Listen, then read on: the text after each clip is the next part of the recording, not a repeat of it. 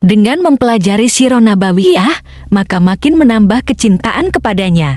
Semoga yang subscribe juga dimudahkan jalannya menuju surga. Silahkan tekan tombol like supaya postingan ini semakin tersebar. Dan tulis doa serta hajat pemirsa di kolom komentar. Semoga semakin banyak yang mengaminkan, maka semakin cepat terkabul. Nabi Sulaiman alaihi salam adalah manusia terkaya sepanjang sejarah kehidupan manusia di muka bumi. Dalam beberapa kitab suci seperti Al-Quran, Alkitab, dan Injil, Nabi Sulaiman alaihi salam dijelaskan sebagai manusia terkaya yang pernah hidup di muka bumi. Tidak ada satupun manusia yang bisa mengalahkan total kekayaannya hingga hari kiamat tiba. Para arkeolog telah menemukan situs peninggalan sejarah Islam yang mengungkap total kekayaan Nabi Sulaiman alaihi salam. Erez bin Yosef, seorang profesor sekaligus peneliti, ia menyatakan bahwa 3.000 tahun yang lalu Nabi Sulaiman alaihi salam diperkirakan memiliki kekayaan senilai 2,2 triliun US dollar. Dan apabila dikonversikan dengan nilai mata uang dolar hari ini, jika dirupiahkan, maka nilainya setara dengan 32.891.870 triliun rupiah. Profesor itu juga menjelaskan bahwa kekayaan Nabi Sulaiman alaihi salam berasal dari dua sumber, yakni istana kerajaan dan tambang tembaga. Nilai itu berkali-kali lipat lebih banyak dari total kekayaan negara Indonesia yang hanya mencapai 11.454 triliun per 30 Desember 2021. Nabi Sulaiman alaihi salam memiliki beberapa mukjizat. Di antaranya adalah dapat berbicara dengan bahasa binatang. Beliau dapat memerintah mereka untuk melakukan sesuatu. Beliau juga dapat mengendalikan besar kecilnya tekanan angin dan dapat mengatur ke arah mana angin akan berhembus. Sehingga dengan itu Nabi Sulaiman dapat memanfaatkan angin sebagai kendaraannya dan juga kendaraan tentaranya. Nabi Sulaiman juga bisa melunakkan besi dan membentuknya menjadi pakaian perang yang anti tusukan senjata tajam. Nabi Sulaiman juga memimpin para jin. Mereka tunduk dan patuh pada perintah Nabi Sulaiman alaihi salam. Tidak hanya setan, iblis laknatullah yang merupakan makhluk pembangkang dapat dibuat tunduk bertekuk lutut pada perintah-perintah Nabi Sulaiman. Nabi Sulaiman bisa melakukan teleportasi, yaitu berpindah dari suatu tempat ke tempat yang lain dalam waktu singkat. Peristiwa itu dibuktikan dengan pemindahan singgasana Ratu Balqis atas perintah Nabi Sulaiman. Nabi Sulaiman dikenal sebagai raja yang adil dan bijaksana. Nabi Sulaiman diberkahi kecerdasan yang luar biasa untuk menyatu padukan segenap kekuatan yang Allah berikan kepadanya. Ia mengelola dan membawa kerajaannya menjadi kekuatan raksasa yang tak terkalahkan di masanya dengan segenap kemampuan yang dimilikinya. Tentara Nabi Sulaiman adalah tentara terkuat di bumi tanpa ada yang menandingi. Pertanyaan mendasar yang muncul kali ini adalah dari mana sumber kekayaan dan kekuatan Nabi Sulaiman alaihi salam? Untuk mendapat jawaban dari pertanyaan itu, simak video ini sampai akhir. Sebelum itu, mari bantu channel ini terus berkembang dengan cara subscribe dan nyalakan tanda loncengnya. Berikan komentar yang positif dan berikan like serta share video ini. Bismillahirrahmanirrahim. Sungguh kami benar-benar telah menganugerahkan ilmu kepada Daud dan Sulaiman. Keduanya berkata, segala puji bagi Allah yang melebihkan kami dari kebanyakan hamba-hambanya yang mukmin.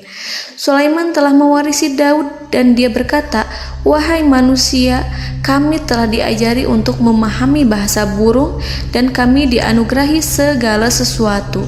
Sesungguhnya semua ini benar-benar karunia yang nyata." Quran Surat An-Naml ayat 15-16. Saudara-saudaraku yang dirahmati Allah, pada ayat di atas disebutkan bahwa Sulaiman telah mewarisi Daud. Nabi Sulaiman mewarisi Nabi Daud dalam sisi kenabian dan kekuasaan, bukan mewarisi harta, karena para nabi tidak mewariskan harta. Sebab sepeninggalan mereka, harta para nabi menjadi sedekah bagi orang-orang yang ada di sekitarnya, yaitu orang-orang fakir dan orang-orang yang membutuhkan. Dan harta para nabi tidak dikhususkan bagi kalangan keluarganya. Rasulullah Shallallahu Alaihi Wasallam bersabda, "Kami para nabi tidak mewariskan. Nabi Sulaiman mewarisi kenabian dari Nabi Daud. Ini adalah hal yang jelas. Allah telah memilihnya sebagai nabi dari Bani Israel. Begitu juga Allah telah memberinya kekuasaan kerajaan sehingga ia menjadi pemimpin Bani Israel." Barangkali sesuatu yang paling penting yang diwarisi oleh Nabi Sulaiman dari Nabi Daud adalah tradisi militer. Kemajuan militer yang dahsyat telah berpindah kepada Nabi Sulaiman. Nabi Daud sebenarnya adalah seorang pengembala kambing yang sangat miskin, tetapi seiring dengan perjalanan waktu, ia menjadi komandan pasukan tiada tanding. Nabi Daud alaihi salam mengetahui bahwa kekuatan hakiki yang mengatur alam semesta adalah kekuatan Allah. Ketika Nabi Daud mengulurkan tangannya dan memegang potongan batu, lalu beliau melemparkannya dengan ketepel ke arah Jalut, kepala Jalut retak dan ambruk menghantam tanah. Ini sebagai bentuk demonstrasi kekuatan darinya. Kehadiran Nabi Daud mengubah pasukan Bani Israel, di mana mereka sebelumnya lari jika berhadapan dengan musuh. Maka kini keberadaan mereka mulai diperhitungkan di masa hidupnya. Nabi Daud mengalami peperangan yang sangat banyak, tapi Al-Quran tidak menceritakan secara terperinci. Hal itu dikarenakan karena Al-Quran adalah kitab dakwah di jalan Allah, bukan kitab sejarah. Al-Quran hanya menceritakan di dalam Al-Quran surat Shad ayat 20, "Dan kami kuatkan kerajaannya, kerajaan Daud." Ayat tersebut berarti bahwa Nabi Daud belum terkalahkan dalam peperangan yang diikutinya. Di samping dukungan yang Allah berikan kepadanya, juga pasukan dan rakyatnya, di mana mereka adalah orang-orang yang bertauhid, menyerahkan diri kepada Allah. Allah Subhanahu wa Ta'ala mengajarkan kepada Nabi Daud hal-hal yang menjadikan pasukannya memiliki keistimewaan yang dengannya mereka dapat mengalahkan pasukan-pasukan lain, pasukan-pasukan besar yang ada di bumi pada saat itu. Allah Subhanahu wa Ta'ala berfirman dalam surat Saba ayat 10, "Dan kami telah melunakkan besi untuknya." Baju besi mungkin akan menjadi masalah dalam benak kita. Ketika orang-orang yang berperang, baju besi cukup mengganggu gerakan mereka. Kita bisa membayangkan ketika ada dua orang berperang, salah satu dapat bergerak bebas, sementara yang lainnya tidak leluasa bergerak karena tertahan dengan pakaiannya. Namun, dengan kekuasaan Allah, Nabi Daud dapat melunakkan besi dan membuat baju besi yang ringan, yang mudah untuk digunakan. Ini adalah kemajuan penting yang Allah berikan kepada Nabi Daud dan tentaranya. Kemajuan itu kemudian diajarkan, diwariskan dan dimiliki oleh Nabi Sulaiman alaihi salam. Nabi Sulaiman memiliki pasukan dahsyat yang melebihi pasukan manapun di bumi saat itu, atau bahkan mungkin saat ini. Bahkan Allah menambahkan karunia-Nya kepada Nabi Sulaiman yang disebutkan dalam Al-Quran surat An-Naml ayat 16. "Dan Sulaiman telah mewarisi Daud, dan dia berkata, 'Wahai manusia, kami telah diberi pengertian tentang suara burung, dan kami diberi segala sesuatu. Sesungguhnya, ini benar-benar suatu karunia yang nyata.'" Saudara-saudaraku yang dirahmati Allah, pada suatu hari Nabi Sulaiman alaihi salam menengadahkan tangannya dan berdoa kepada Allah Subhanahu wa ta'ala. Antara hati Nabi dan Allah tidak ada penghalang, tidak ada jarak, tidak ada sekatan waktu, tidak ada satupun dari para nabi yang berdoa kepada Allah kecuali doanya pasti dikabulkan. Doa Nabi Sulaiman alaihi salam direkam dalam Al-Quran surat Shad ayat 35. Nabi Sulaiman berkata, "Ya Tuhanku, ampunilah aku, anugerahkanlah kepadaku kerajaan yang tidak dimiliki oleh seorang pun sesudahku." Nabi Sulaiman menginginkan dari Allah sesuatu kerajaan yang belum pernah diperoleh oleh siapapun setelahnya. Allah Subhanahu wa ta'ala mengabulkan doa Nabi Sulaiman dan memberinya kerajaan tersebut. Nabi Sulaiman mewarisi kekuasaan, kenabian, hikmah ilmu dari Nabi Daud alaihi salam. Orang-orang menyebut Nabi Sulaiman Al-Hakim, Sulaiman yang bijaksana. Kebijaksanaan Nabi Sulaiman tidak terbatas pada keadilannya di tengah-tengah manusia dan juga kasih sayangnya kepada mereka. Namun, kebijaksanaan Nabi Sulaiman juga berlaku di kalangan burung dan binatang lainnya. Nabi Daud juga mengenal bahasa burung, tetapi Nabi Sulaiman dapat berbicara dengan bahasa burung. Bahkan, ia dapat menggantikannya sebagai pembantunya.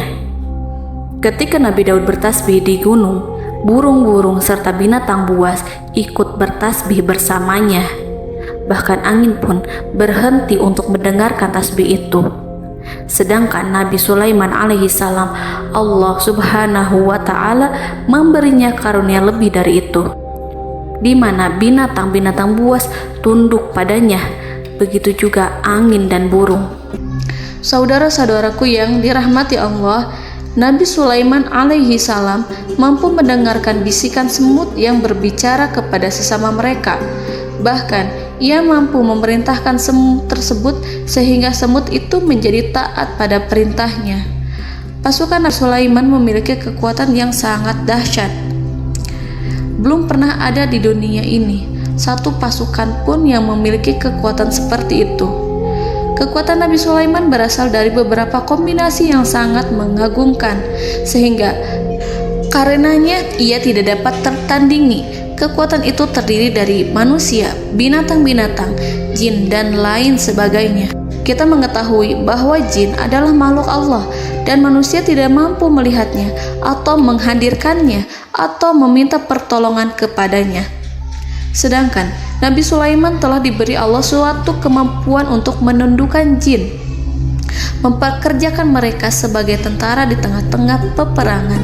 Bahkan ia mampu menjadikan mereka sebagai pekerja-pekerja kasar di kerajaannya saat tidak ada peperangan.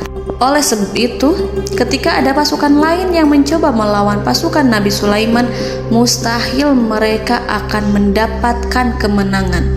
Bahkan pasukan Nabi Sulaiman diperkuat oleh pasukan burung.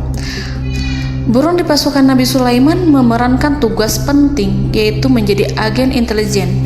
Kita mengetahui bahwa peranan informasi saat peperangan adalah hal yang penting. Dari informasi tersebut, pasukan dapat mengetahui keadaan lawannya. Demikianlah peranan burung pada pasukan Sulaiman. Ia terbang di tengah-tengah musuh. Kemudian, ia kembali kepada Nabi Sulaiman untuk menyampaikan berita tentang keadaan lawannya. Di samping jin dan burung, Allah juga menundukkan angin untuk Nabi Sulaiman. Nabi Sulaiman dapat memerintahkan angin dan ia mampu untuk menaiki angin tersebut. Dalam Al-Quran surat Shad ayat 36-40, Allah Subhanahu wa ta'ala berfirman, "Kami tundukkan kepada angin yang berhembus dengan baik menurut kemana saja yang dikehendaki Sulaiman. Dan kami tundukkan pula kepadanya setan-setan, semuanya ahli bangunan dan penyelam, dan setan yang lain yang terikat dalam belenggu.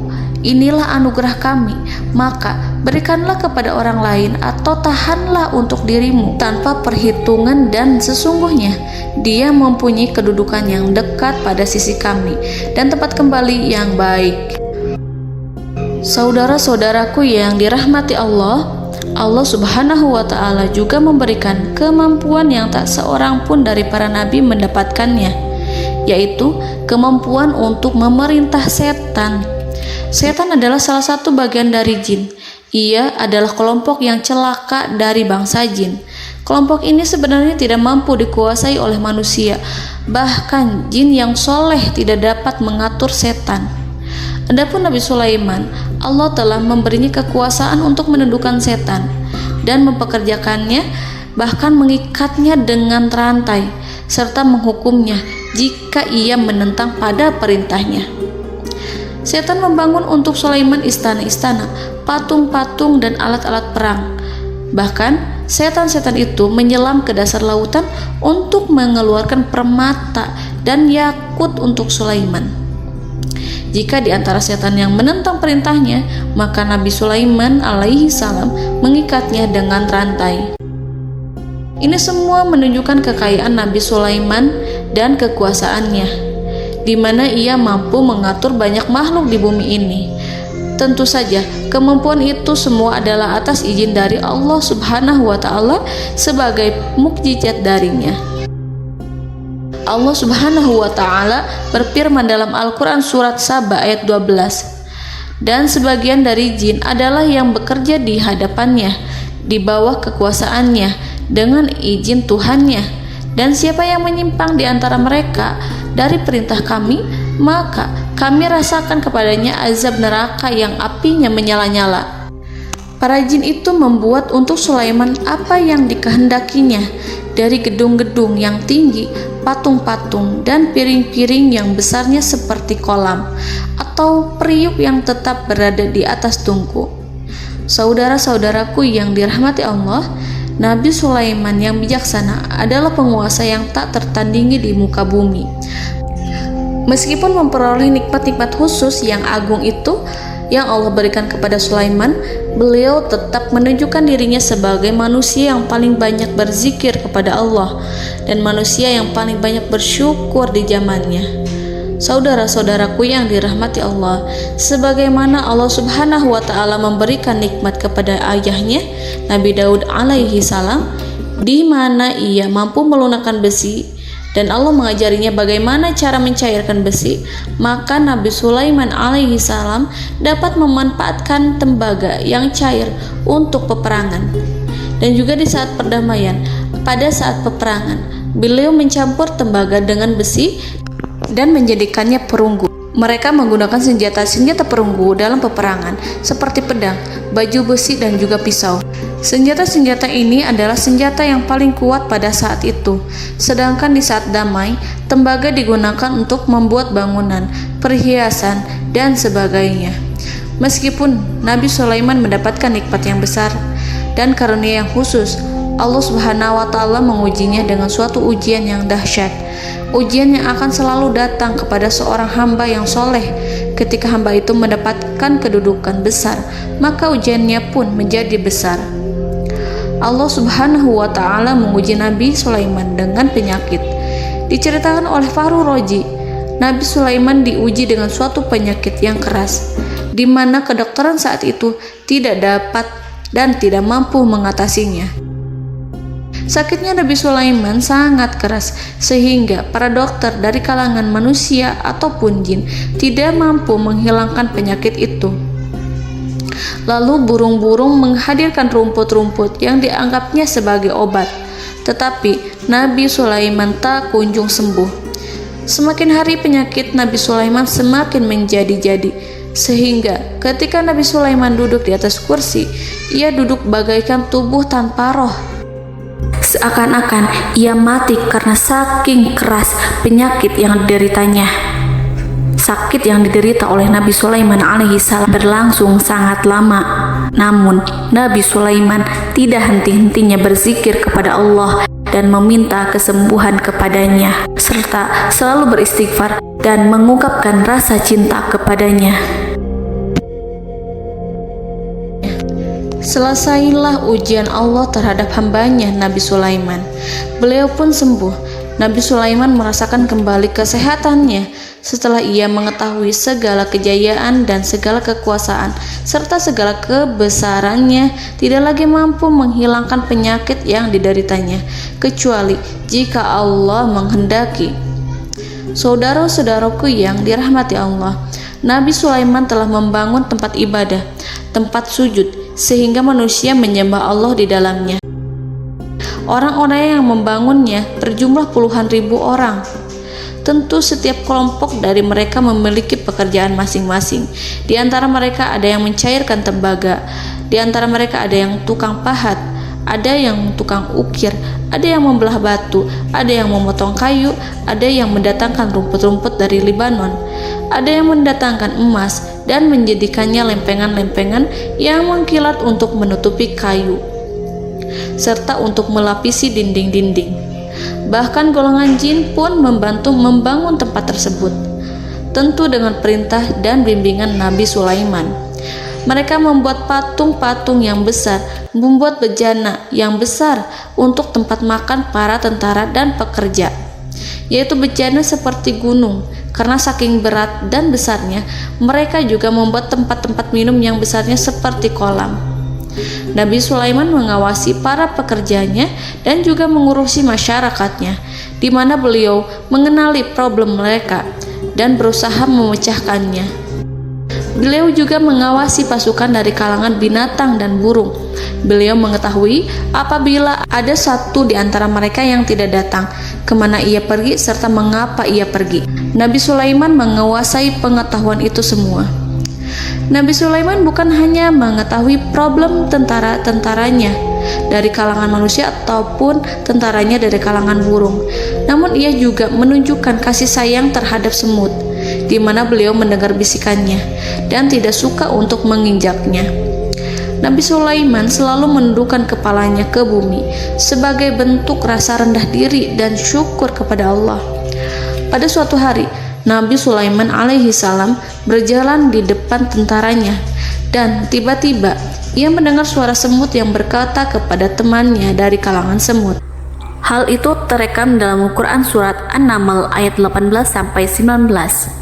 Wahai semut-semut, masuklah ke dalam sarang-sarangmu agar kamu tidak terinjak oleh Sulaiman dan tentaranya, sedangkan mereka tidak menyadarinya. Nabi Sulaiman alaihi salam tersenyum mendengar itu dan ia berdoa, "Ya Allah, ya Tuhanku, berilah aku ilham untuk tetap mensyukuri nikmat-Mu yang telah Engkau anugerahkan kepadaku dan kepada kedua orang ibu bapakku, dan untuk mengerjakan amal soleh yang Kau ridhoi, dan masukkanlah aku ke dalam rahmat-Mu, ke dalam golongan hamba-hamba-Mu yang soleh." Saudara-saudaraku yang dirahmati Allah, meskipun Nabi Sulaiman mendapatkan kekuasaan dan memiliki tentara yang besar, namun beliau menunjukkan kasih sayang terhadap bangsa semut. Beliau mendengarkan bisikannya dan melihat semut yang ada di depannya. Oleh karena itu, tak mungkin baginya untuk menginjak golongan semut itu. Nabi Sulaiman bersyukur kepada Allah telah memberinya nikmat, yaitu nikmat rahmat dan kasih sayang. Di samping itu, Nabi Sulaiman alaihi salam adalah orang paling kaya di dunia. Istananya terbuat dari kayu gaharu yang memiliki wangi harum. Istananya terbuat dari emas yang terkadang dari kristal. Beliau juga memiliki kursi besar yang terbuat dari emas dan permata. Istana Nabi Sulaiman merupakan istana yang paling besar di dunia. Nabi Sulaiman menggunakan pakaian dari emas dan permata. Meskipun demikian, Nabi Sulaiman tetap menunjukkan sebagai hamba yang berserah diri dan rendah diri di hadapan Allah Subhanahu wa Ta'ala. Nabi Sulaiman yang merendahkan diri di hadapan Allah, ia selalu sujud kepada Allah sebagaimana ayahnya yang selalu bertasbih pada Allah. Nabi Sulaiman selalu melantunkan lagu-lagu cinta ilahi dan hanya memuji Allah Subhanahu wa Ta'ala. Pada suatu hari, Nabi Sulaiman alaihi salam mengeluarkan perintah kepada pasukannya untuk bersiap-siap. Kemudian, Nabi Sulaiman keluar dan memeriksa pasukannya satu demi satu. Kelompok yang pertama adalah kelompok manusia. Nabi Sulaiman memperhatikan kesiapan mereka. Lalu Nabi Sulaiman mengeluarkan perintah-perintah kepada mereka. Kemudian Nabi Sulaiman memeriksa kelompok jin dan menyampaikan perintahnya kepada mereka. Beliau memenjarakan jin yang tampak bermalas-malasan saat bekerja. Lalu beliau memeriksa binatang dan berkata kepada mereka, apakah mereka sudah makan dengan baik? Apakah mereka tidur dengan nyenyak? Apakah ada yang mengadu pada mereka, misalkan karena penyediaan makanan yang tidak layak? Apakah ada di sana yang sakit dan lain sebagainya? Ketika Nabi Sulaiman merasa puas dengan semuanya, Nabi Sulaiman memasuki tenda tempat berkumpulnya para burung. Nabi Sulaiman alaihissalam kemudian memasuki tenda tersebut, mengamati keadaan di sekitarnya, sehingga beliau mengetahui bahwa ada satu burung yang tidak hadir, yaitu burung hudhud. Mengapa aku tidak melihat burung hudhud? Burung-burung yang lain tampak terdiam sebagai penghormatan, dan mereka mendengarkan apa yang akan dikatakan pemimpin mereka. Nabi Sulaiman mengarahkan pandangannya pada semua burung dan tidak menemukan burung hudhud di antara mereka. Tak seekor burung pun yang mengetahui keberadaannya. Burung hudhud absen pada apel wajib kali ini. Nabi Sulaiman mulai menampakkan kemarahannya. Tiba-tiba, seekor burung kecil memberanikan diri untuk berkata kepada Nabi Sulaiman, Wahai Nabi yang mulia, seharusnya Hudhud ada bersamaku kemarin untuk melaksanakan tugas penyelidikan. Ia adalah pemimpin misi itu. Namun, burung Hudhud belum datang. Oleh karena itu, aku tidak pergi bersamanya. Burung itu tampak gemetar. Nabi Sulaiman mengetahui bahwa Hudhud tidak hadir dan tak seorang pun mengetahui kemana ia pergi. Burung hudhud pergi tanpa izin terlebih dahulu. Dalam keadaan marah, Nabi Sulaiman berkata, "Sungguh aku benar-benar akan mengazabnya dengan azab yang sangat keras atau benar-benar menyembelihnya, kecuali jika ia benar-benar datang kepadaku dengan alasan yang jelas." Kawanan burung-burung mengetahui bahwa Nabi Sulaiman sedang marah dan telah menetapkan untuk menyiksa burung hudhud atau menyembelihnya atau justru memaafkannya dengan syarat ia datang dengan membawa alasan yang dapat menyelamatkannya, atau dengan kata lain, burung hudhud dapat memastikan bahwa ia melaksanakan tugas yang penting. Nabi Sulaiman menunjukkan kemarahan yang besar sehingga siapapun akan merasa takut kepada Nabi Sulaiman yang marah. Nabi Sulaiman kemudian pergi dari tempat burung tersebut. Nabi Sulaiman masih memikirkan keadaan burung hudhud. Seharusnya burung hudhud menjadi bagian penting dari badan intelijen. Apakah ia pergi untuk menyingkap suatu, atau apakah ia pergi hanya untuk bermain-main? Nabi Sulaiman telah memperhatikan dan mengetahui bahwa burung hudhud adalah seekor burung yang cerdik dan juga fasih berbicara. Terkadang Nabi Sulaiman mendapati burung hudhud sedang bermain-main dan menunda-nunda pekerjaannya. Namun ketika Nabi Sulaiman melihatnya, burung hudhud memahami bahwa perbuatannya tidak benar. Oleh karena itu, ia tidak boleh menyampur adukan antara waktu serius dan waktu bermain. Tidak lama setelah itu, burung hudhud tiba di tempat para burung. Burung-burung yang lain berkata kepadanya, "Wahai hudhud, pergilah engkau ke tempat Nabi Sulaiman. Jika ia mengetahui bahwa engkau telah sampai, jiwamu benar-benar terancam." Mendengar itu, burung hudhud segera beranjak. Ia terbang menemui Nabi Sulaiman. Pada waktu itu, Nabi Sulaiman sedang duduk bersama tentaranya yang lain. Burung hudhud berdiri. Ia telah merencanakan untuk memulai pembicaraan dengan Nabi Sulaiman sebelum Nabi Sulaiman bertanya kepadanya kemana dia pergi. Ini sebagai bukti bahwa hudhud telah melaksanakan suatu tugas yang penting. Dalam Al-Quran Surat An-Naml ayat 22, burung hudhud berbicara, "Aku telah mengetahui sesuatu yang kamu belum mengetahuinya, dan kubawa kepadamu dari negeri Saba suatu berita penting yang diyakini seakan-akan burung hudhud hendak berkata, 'Aku adalah hudhud yang miskin, tapi aku mengetahui apa yang tidak engkau ketahui, dan aku telah datang kepadamu dari kerajaan Saba dengan membawa berita yang sangat penting.'"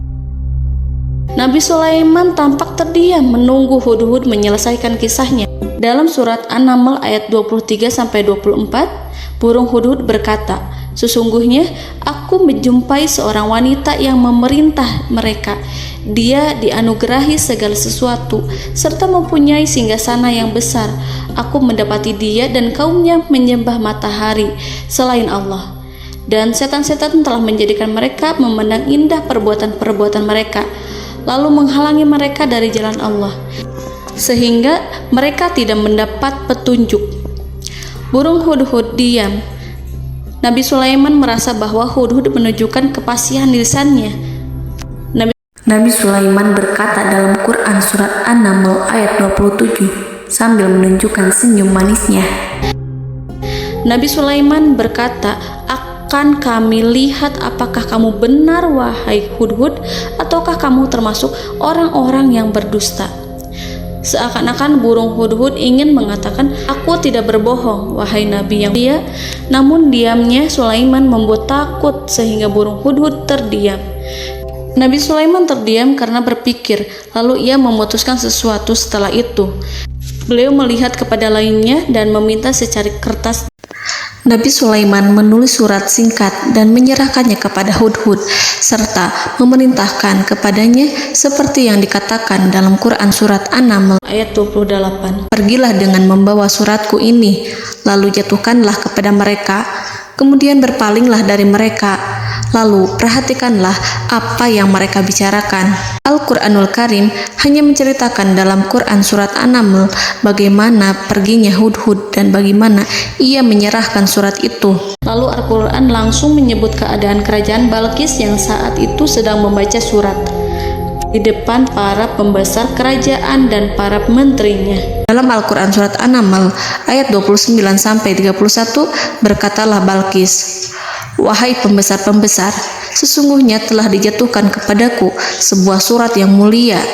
Sesungguhnya surat ini dari Sulaiman, dan sesungguhnya isinya dengan menyebut nama Allah yang Maha Pengasih lagi Maha Penyayang, bahwa janganlah kalian berlaku sombong terhadapku, dan datanglah kepadaku sebagai orang yang berserah diri." Saudara-saudaraku yang dirahmati Allah, dalam surat tersebut Nabi Sulaiman menyebutkan supaya mereka menyerahkan diri dan tunduk kepada perintah Nabi Sulaiman. Nabi Sulaiman memerintahkan agar mereka meninggalkan penyembahan terhadap matahari. Nabi Sulaiman tidak mempersoalkan akidah mereka dan tidak memuaskan mereka dengan apapun. Nabi Sulaiman hanya memerintahkan bahwa ia berada di atas kebenaran. Bukankah ia didukung kekuatan yang berlandaskan keyakinan yang dimilikinya?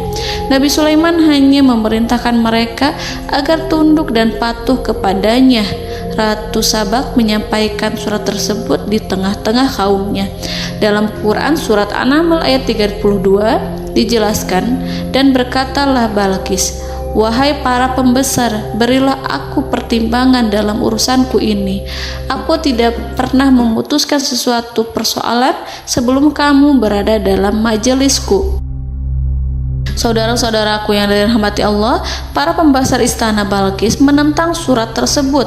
Isi surat itu membangkitkan kesombongan kaum Sabak, di mana mereka merasa lebih kuat. Mereka mengetahui bahwa di sana ada seorang yang mencoba menentang mereka dan mengisyaratkan peperangan kepada mereka. Lalu ia meminta kepada mereka untuk memenuhi syarat-syaratnya sebelum terjadinya peperangan dan kekalahan. Dalam surat An-Naml ayat 33, mereka menjawab, "Kita adalah orang-orang yang memiliki kekuatan dan juga memiliki keberanian yang sangat besar dalam peperangan. Dan keputusan berada di tanganmu, wahai rajaku. Maka pertimbangkanlah apa yang akan kamu perintahkan." Saudara-saudaraku yang dirahmati Allah, para pembesar kaum Sabak seakan ingin berkata, "Kita siap untuk melaksanakan perang." Tampaknya ratu itu memiliki kebijakan yang lebih baik dari pembesar kaumnya. Surat Sulaiman itu membuatnya berpikir lebih jernih dan lebih berhati-hati. Ia berusaha sebisa mungkin menghindari peperangan. Ratu itu berpikir dalam tempo yang lama. Nama Sulaiman tidak diketahuinya dan ia pun belum pernah mendengarnya. Oleh karena itu, Ratu kaum Sabak tidak mampu mengetahui dan mendeteksi seberapa besar kekuatan Nabi Sulaiman. boleh jadi Nabi Sulaiman memiliki kekuatan yang dahsyat, sehingga ia mampu memerangi kekuasaannya dan mengalahkannya. Kemudian ratu memperhatikan apa yang ada di sekelilingnya. Ia melihat kemajuan masyarakatnya dan juga kekayaannya. Barangkali ia mengira bahwa Nabi Sulaiman iri terhadap kemajuan dan kekayaannya itu, sehingga Nabi Sulaiman ingin menyerangnya. Setelah mempertimbangkan isi surat Nabi Sulaiman dengan cermat, Ratu Saba memilih untuk tidak bersikap ceroboh dan bodoh. Ratu lebih suka untuk menggunakan bahasa kelembutan. Ia mengirim kepada Nabi Sulaiman suatu hadiah yang besar. Ratu mengira bahwa Nabi Sulaiman seorang yang ambisius, yang boleh jadi ia telah mendengar tentang kekayaan kerajaan Saba. Para utusan pergi dengan membawa hadiah dari Ratu Saba. Ratu berharap agar mereka dapat memasuki kerajaan Nabi Sulaiman dan akan mengetahui kondisi kerajaannya. Saat mereka pulang, Ratu ingin mendengar secara langsung dari mereka tentang bagaimana keadaan kaum Nabi Sulaiman dan pasukannya. Setelah mendapatkan informasi yang cukup, maka Ratu Balqis dapat membuat sesuatu keputusan yang tepat. Ratu menyembunyikan apa yang terlintas dalam pikirannya, lalu ia berbicara kepada pembesar istananya bahwa ia dapat menyingkap niat jahat Raja Sulaiman melalui cara mengirimkan hadiah kepadanya. Ratu lebih memilih cara tersebut dan menunggu reaksi dari Nabi Sulaiman. Ratu berhasil memuaskan para pembesar istana, dan untuk sementara ia menghilangkan ide untuk berperang. Karena para raja jika menyerang suatu desa, maka pemimpin desa tersebut adalah orang yang paling banyak mendapatkan kehinaan. Akhirnya, para pembesar kaumnya merasa puas dengan pikiran Ratu Balqis. Saudara-saudaraku yang dirahmati Allah, dalam surat An-Naml ayat 34-35 dijelaskan, Ratu Balqis berkata, "Sesungguhnya raja-raja apabila memasuki suatu negeri, niscaya mereka akan membinasakannya dan menjadikan penduduknya yang mulia menjadi hina. Dan demikian pula lah yang akan mereka perbuat. Dan sesungguhnya aku akan mengirim utusan kepada mereka dengan membawa hadiah, dan aku akan menunggu apa yang akan dibawa kembali oleh utusan itu." Kemudian sampailah hadiah dari Ratu Balqis kepada Nabi Sulaiman. Para intelijen Nabi Sulaiman memberitahunya bahwa utusan Balqis datang dengan membawa hadiah. Nabi Sulaiman langsung mengetahui bahwa Ratu Balqis itu sengaja mengirim orang-orangnya untuk mengetahui atau untuk mendapatkan informasi tentang kekuatannya. Lalu setelah itu ia akan mengambil keputusan atau mengambil sikap kepada kerajaan Sulaiman. Nabi Sulaiman segera memanggil semua pasukannya untuk berkumpul.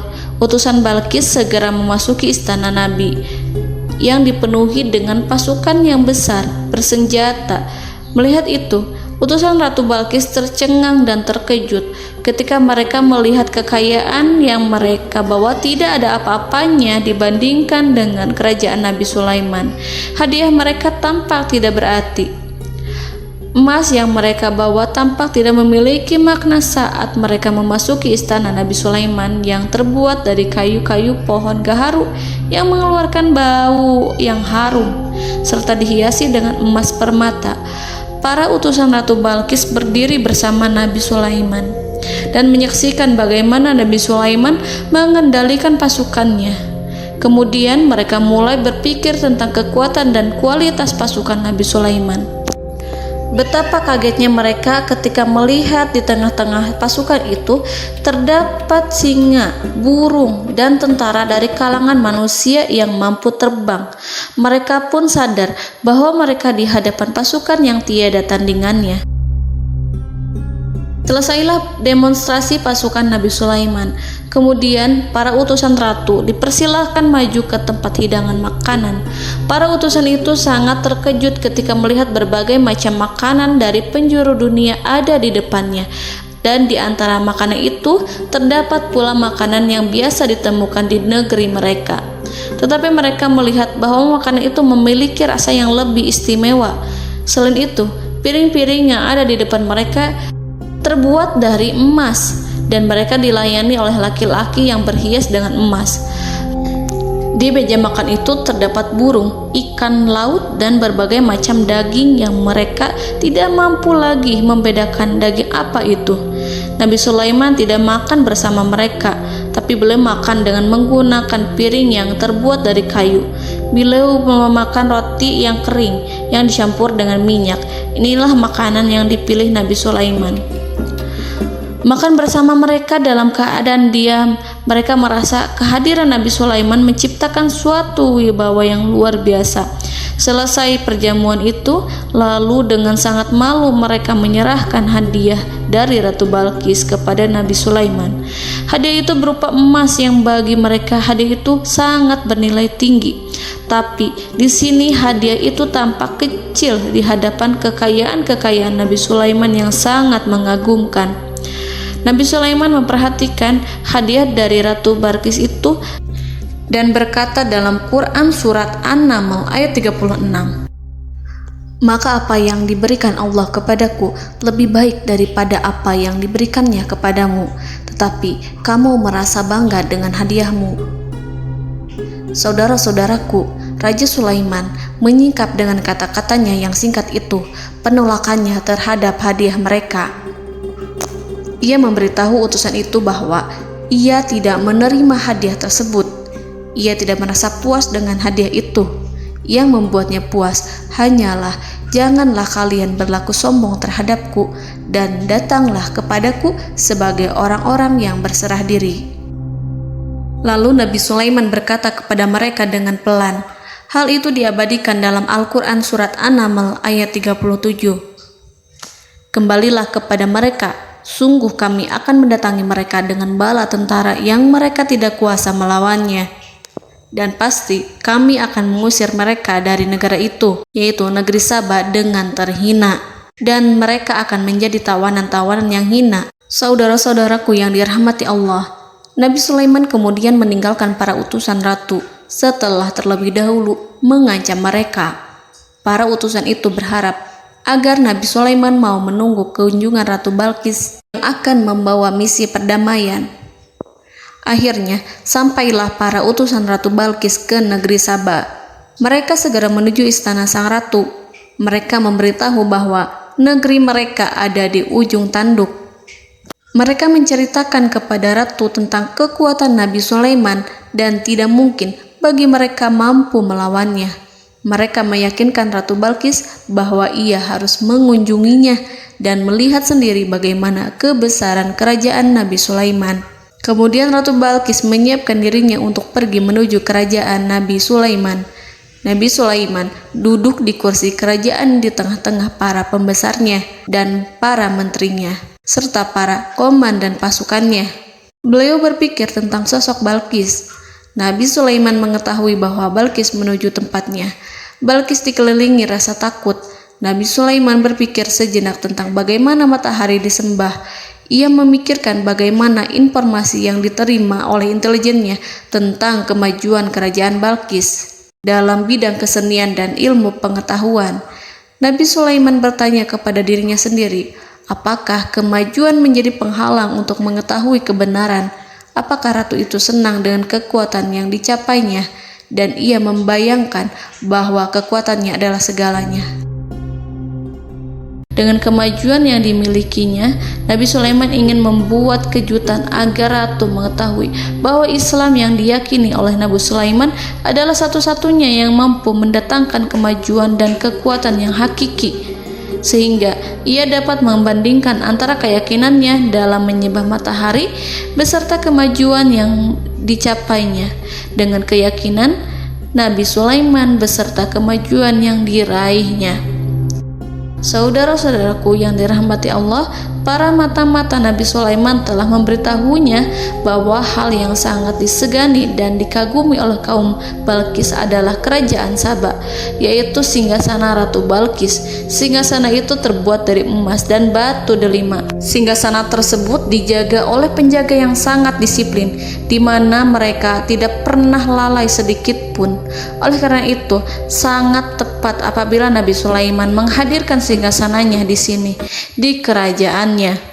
sehingga ketika ratu tiba, maka ia dapat duduk di atasnya. Nabi Sulaiman ingin membuat kejutan kepadanya dan menunjukkan bahwa kemampuannya tersebut yang berlandaskan pada keislaman. Nabi Sulaiman melakukan yang demikian itu dengan harapan agar si ratu tunduk kepadanya. Ide itu terlintas dalam diri Nabi Sulaiman. Lalu ia mengangkat kepalanya dan menoleh kepada anak buahnya.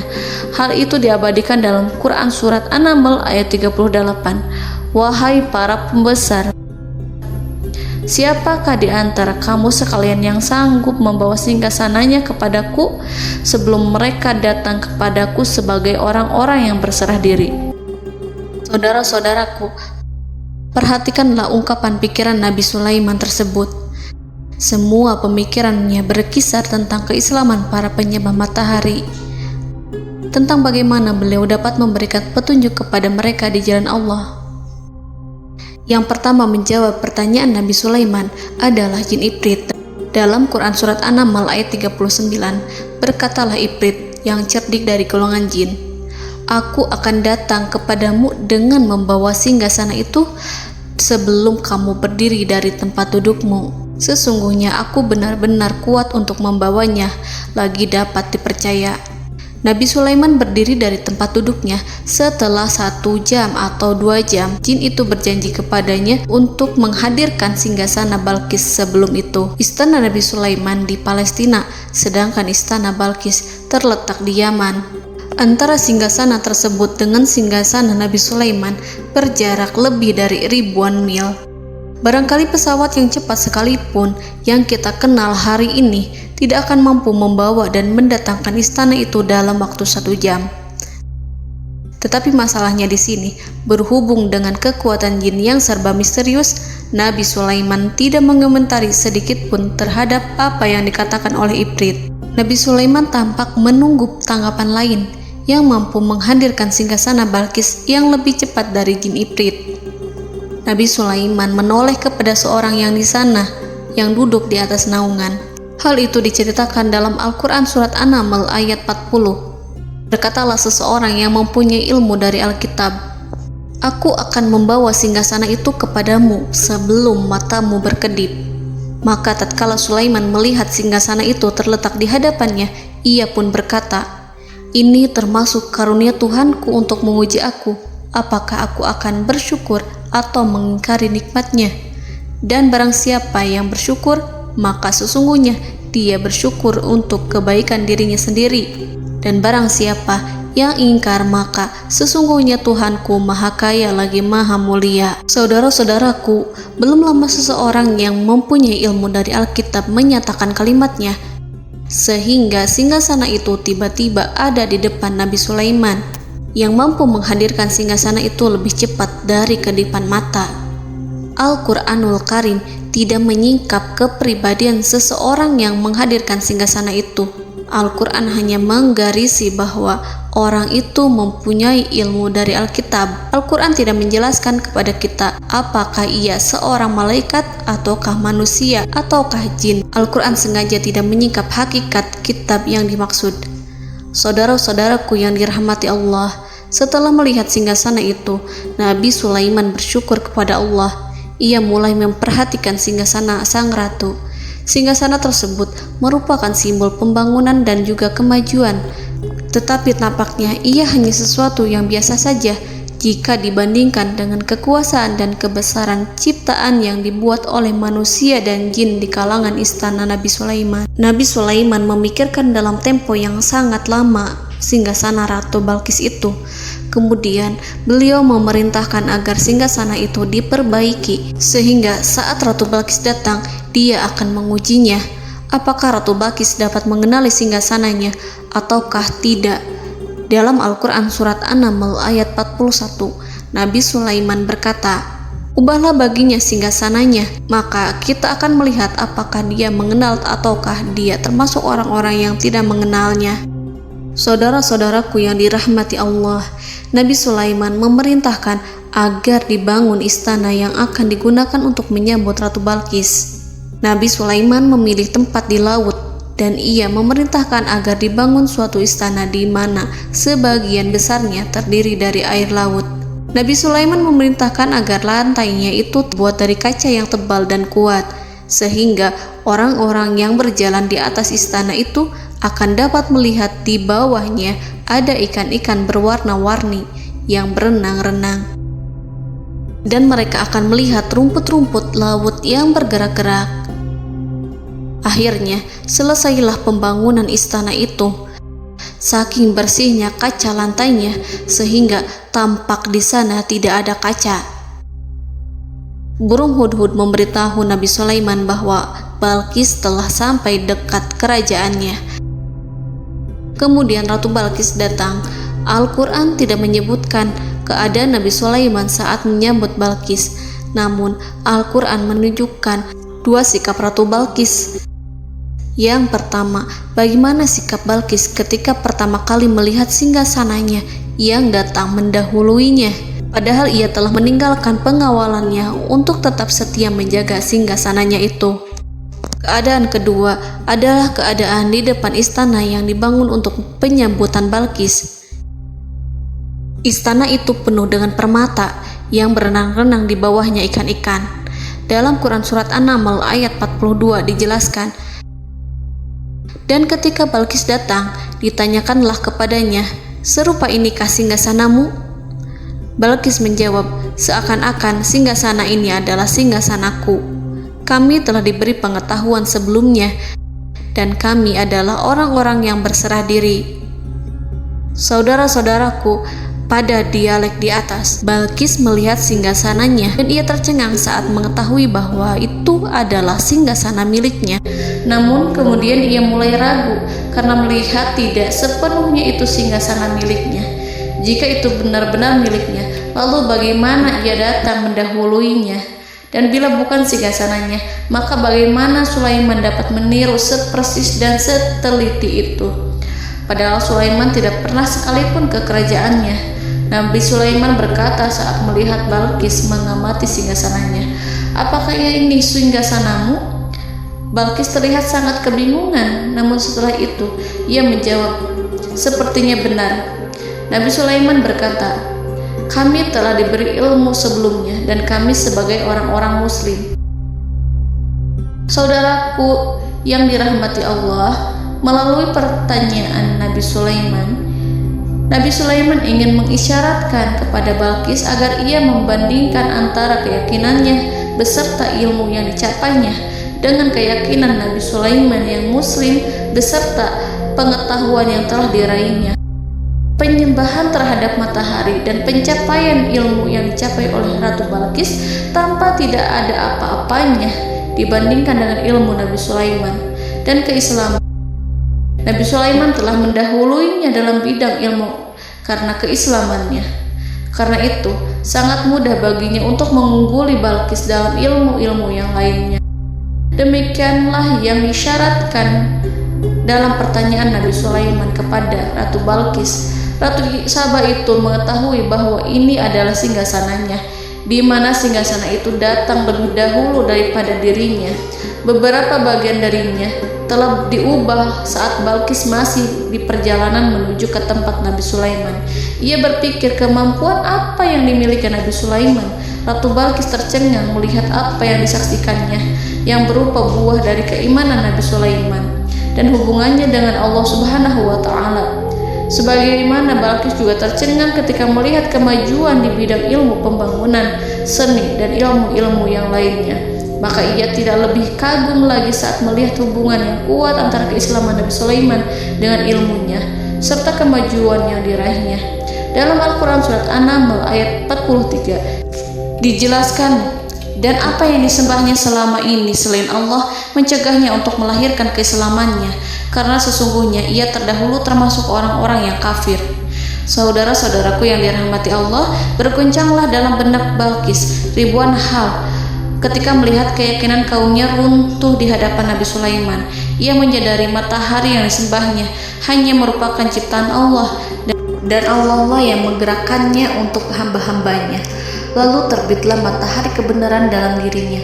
Hatinya diterangi oleh cahaya baru yang tidak akan tenggelam seperti tenggelamnya matahari. Masa keislamannya hanya menunggu waktu. Ratu Balqis memilih waktu yang tepat untuk mengumumkan keislamannya. Allah Subhanahu wa Ta'ala berfirman dalam Quran Surat An-Naml ayat 44. Dikatakan kepadanya, masuklah ke dalam istana. Maka tatkala ia melihat lantai istana itu, dikiranya kolam air yang besar dan disingkapnya 2 betisnya. Berkatalah Sulaiman, sesungguhnya ia adalah istana licin yang terbuat dari kaca. Berkatalah Balqis, wahai Tuhanku, sesungguhnya aku telah berbuat zalim terhadap diriku dan aku berserah diri bersama Sulaiman kepada Allah Tuhan semesta alam. Saudara-saudaraku yang dirahmati Allah, dikatakan kepada Balqis, masuklah ke dalam istana. Ketika ia masuk, maka ia tidak menyaksikan adanya kaca, tetapi ia melihat air, sehingga ia mengira akan bersinggungan dengan air. Lalu ia menyingkapkan sedikit bajunya agar bajunya itu tidak basah. Nabi Sulaiman mengingatkannya tanpa melihatnya agar ia tidak khawatir terhadap pakaiannya, karena pakaiannya tidak akan basah, sebab di sana tidak ada air. Itu sekedar kaca yang halus, yang saking halusnya sehingga ia tidak tampak. Pada kesempatan itulah Balqis mengumumkan keislamannya yang mengakui kelalimannya, dan ia menyatakan menyerahkan diri kepada Nabi Sulaiman dan kepada Allah Tuhan semesta alam. Lalu kaumnya pun mengikutinya dan mereka memeluk Islam. Balqis menyadari ia berhadapan dengan penguasa yang terbesar di bumi dan Nabi Allah yang mulia. Untuk pertama kalinya, wajah Sulaiman tampak dihiasi dengan senyuman yang menunjukkan kepuasannya sejak Balqis mengunjunginya. Demikianlah Nabi Sulaiman mewujudkan kejayaannya yang hakiki dan menyebarkan cahaya Islam di muka bumi. Saudara-saudaraku, Al-Quran tidak menyebutkan kisah Balqis setelah keislamannya. Para ahli tafsir mengatakan bahwa ia menikah dengan Nabi Sulaiman. Selain itu, ada yang mengatakan bahwa ia menikah dengan salah satu orang dekat Nabi Sulaiman. Ada juga yang mengatakan bahwa sebagian Raja Habasyah adalah keturunan dari buah perkawinan ini. Wallahu a'lam bishawab. Saudara-saudaraku yang dirahmati Allah, Nabi Sulaiman hidup di tengah-tengah kejayaan dan kemuliaan di bumi.